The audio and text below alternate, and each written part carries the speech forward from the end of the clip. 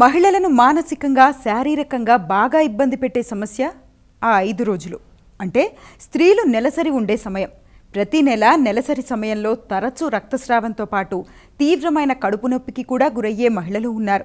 ముఖ్యంగా గృహిణులతో పోలిస్తే ఉద్యోగాలు చేసే మహిళలు, పాఠశాల కాలేజ్ విద్యార్థినులు నెలసరి వస్తే సమస్యలను ఎదుర్కొంటూ ఉంటారు.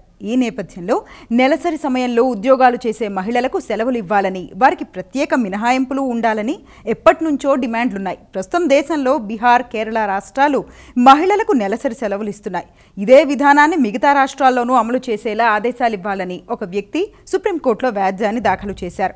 ఈ పిటిషన్ విచారణ సందర్భంగా దేశ అత్యున్నత న్యాయస్థానమైన సుప్రీంకోర్టు కీలక వ్యాఖ్యలు చేసింది. నెలసరి సెలవులు ఇవ్వాలనేది మంచి నిర్ణయమే అయినప్పటికీ మహిళలకు నెలసరి సెలవులు ఇస్తే వారు మరింత ఎక్కువగా ఉద్యోగాలు చేసేందుకు ప్రోత్సహించినట్టు అవుతుంది.